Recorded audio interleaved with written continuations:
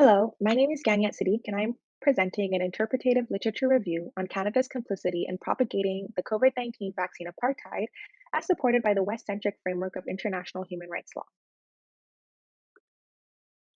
Of the 7.04 billion vaccines that have been administered globally, only 4.04% have been given to low income countries.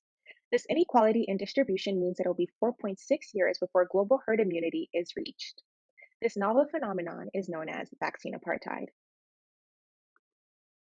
We are investigating to what extent does the current neoliberal theoretical paradigm in which the global human rights regime operates propagate the COVID-19 vaccine apartheid? The purpose of this literature review is to highlight the ways in which international human rights law fails to apply equally to the global north. Specifically, it investigates how Canada's circumvention of international human rights law is contributing to the ongoing vaccine apartheid. This research assumed an interpretative methodology in which a literature review was conducted in twofold. First, on the organizations and institutions governing international human rights law, and the neoliberal framework of international human rights law. From the analysis of 35 articles, we were able to apply and extrapolate understandings of international human rights law to the context of Canada's role in perpetuating the COVID-19 vaccine apartheid.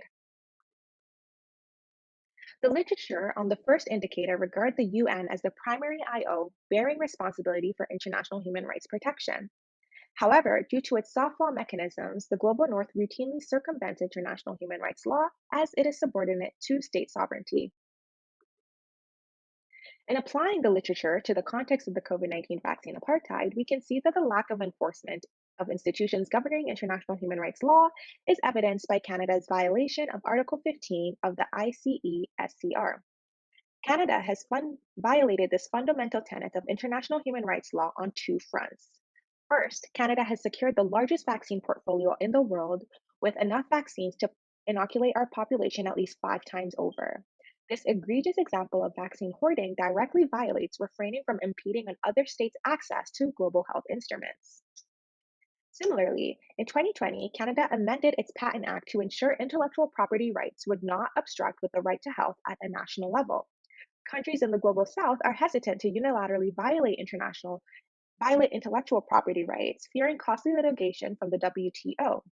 This shows that the rules of international human rights law only truly apply to countries who cannot afford to circumvent it. Yet Canada's hypocrisy and further violation of international human rights law is revealed by its failure to support the WTO TRIPS agreement as a proactive measure to help states in upholding their right to health. By not signing on to the waiver, Canada is allowing large pharmaceutical companies and major global actors like Bill Gates to dictate the majority of vaccine global supply and distribution, leaving the global south to fend for themselves. This blatant disregard of human rights in circumstances with dire global ramifications spotlights the political imperialist dynamics undergirding this regime.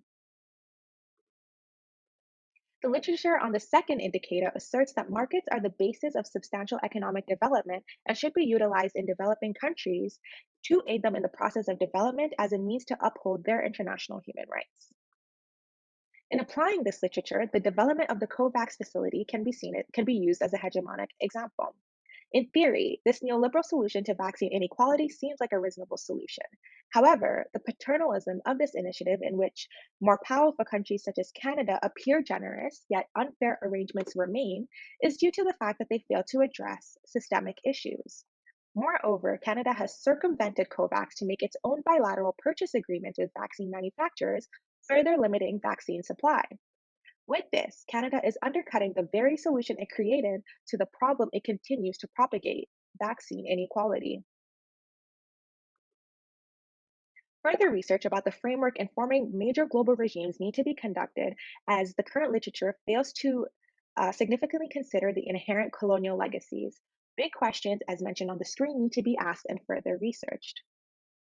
In applying the literature review of international human rights law to Canada's role in propagating vaccine apartheid, we can see that the current narratives informing the global human rights regime are responsible for maintaining what is inherently an unjust global system.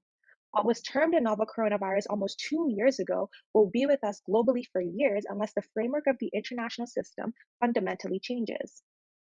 These are my references, and I would like to thank instructor Mark McContick and Dr. Siham Rayal. Thank you.